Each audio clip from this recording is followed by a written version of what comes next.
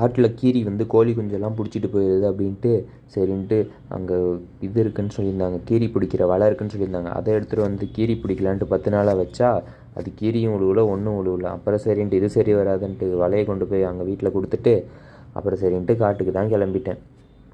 வாங்க என்னோட சேர்ந்து நீங்களும் ட்ராவல் பண்ணுங்கள். வண்டிக்கு பெட்ரோல் பிடிக்கிறனோ இல்லையோ, வீட்டுக்குன்னு வந்தால் காற்று பிடிச்சிடுவாங்க. அப்புறம் அதே மாதிரி போயிட்டு ஒரு விசிட்டிங்கை பெட்ரோல் பம்பில் போட்டு அப்புறம் காட்டுக்கு தான் போயாச்சு.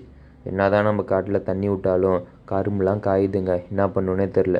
இன்னொரு 10 அடி தண்ணி இருக்கும் கிணத்துல, அது ஓடுற வரைக்கும் ஓடலாம். அப்புறம் அதுக்கு மேலே என்ன பண்ணுன்னே தெரில. எவ்வளோ தான் தண்ணி விட்டாலும் காஞ்சிடுது கரும்பு.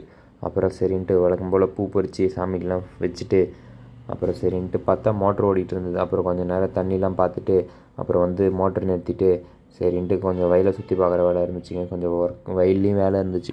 அப்புறம் அதெல்லாம் சரி பார்க்கலான்ட்டு தான் வயலுக்கு கிளம்பிட்டேன். இப்போ இருக்கிற காய்ச்சலுக்கெல்லாம் ட்ரிப்பில் தண்ணி ஓடுதுன்னு தான் பேர். ஆனால் ஒரு நாள் நாள் எடுத்துவிட்டா மறுபடியும் மறுநாள் காஞ்சிருது. என்ன பண்ணுன்னே தெரியல, இப்படியே போயிட்டு இருந்தா. சரின்ட்டு அப்புறம் ஒரு மணி நேரம் வேலை இருந்துச்சு. அப்புறம் அதெல்லாம் பார்த்துட்டு சரின்ட்டு வீட்டுக்கு கிளம்பலான்னு தான் கிளம்பிட்டேன். நீங்கள் சொல்லுங்கள், உங்கள் ஊரில் தண்ணி பிரச்சனைலாம் எப்படி இருக்குது, நீங்களாம் எப்படி சமாளிக்கிறீங்க அப்படின்னு. யாராவது தோட்டம் வச்சுருந்தீங்கன்னா உங்களோட தோட்டத்திலலாம் கிணத்துல தண்ணி எவ்வளோ இருக்குதுன்னு சொல்லுங்கள். அப்புறம் ஒரு வழியாக சரின்ட்டு வீட்டுக்கு கிளம்பலான்னு இந்த ஆஃப் ரோடு போட்டிருந்தாங்க. ஒரு வழியாக இப்போ பரவாயில்ல, ஒரு டைம் மழை பெஞ்சுது, அதனால் இப்போ அப்படியே எல்லாம் செட் ஆகிடுச்சு. அதனால் பிரச்சனை இல்லை. முன்னெல்லாம் ரொம்ப மேடும் இதாக இருந்தது, ஆஃப் ரோடோட மோசமாக இருந்தது. ஆஃப் ரோட்டில் கூட போயிடலாம் மாட்டேங்குது, அந்த ரோட்டில் போகவே முடியாதுன்ற மாதிரி இருந்தது. அப்புறம் சரின்ட்டு வீட்டில் ஃபோன் பண்ணி வீட்டுக்கு வா, ஒரு வேலை இருக்குது அப்படின்னு சொல்லிட்டாங்க. சரின்ட்டு அப்புறம் நாமளும் என்னடா வேலைன்னு தெரியாமல் வீட்டுக்கு போனால் கீரி வருதுன்ட்டு கீரி வேலை வைக்கலான்னு பார்த்தா கீரிலாம் அதில் உழுவுல. பேசாமல் நம்ம கோழி குஞ்சை காப்பாற்றணுன்னா கோழி வலை தான் கட்டி ஆகணும் கோழி குஞ்சு காப்பாற்றுறதுக்கு. அதனால் போயிட்டு கோழி வலை செஞ்சு எடுத்துருவாங்க அப்படின்ட்டாங்க.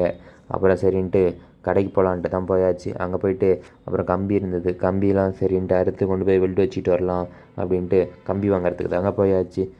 ஒரு கம்பியை எடுத்து கொடுத்துட்டு அது வந்து முழுசாக தான் எடுத்து கொடுக்கணுன்ட்டாங்க. அது 8 கிலோ இருந்துச்சுங்க. அப்புறம் பார்த்தா வெளியே வந்து பார்த்தா ஒரு டிப்பர் ஒன்று இருந்துச்சு. என்னடான்னு பார்த்தா அது கரும்பு வெட்டுறதுக்கோசரம் ரெடி பண்ண டிப்பரான். அதுவும் நல்லா தான் இருந்துச்சு. அப்புறம் வந்துட்டு பார்த்தா கம்பிலாம் அறுத்துட்டாங்க. அப்புறம் சரின்ட்டு அப்புறம் இதுக்கு மேலே கம்பி எடுத்துகிட்டு வெல்டு வைக்க கிளம்பிடலாம் இருந்தாங்க. கிளம்பியாச்சு. அங்கே போனோடனே அவர் பரவாயில்ல, ஆனால் பக்காவாக ரெடி பண்ணிட்டார். என்ன ஆயிடுச்சுன்னா அவங்க அறுக்கும்போது கொஞ்சம் ஏறுந்தாரமாக அறுத்துட்டாங்க. அப்புறம் இவர் வந்து அளவு வச்சு பார்த்தோன்னே கொஞ்சம் எல்லாம் ஏறுந்தாரமாக இருக்குன்ட்டு அப்புறம் பூரா எல்லாம் ஷேப் பண்ண ஆரம்பிச்சிட்டாங்க.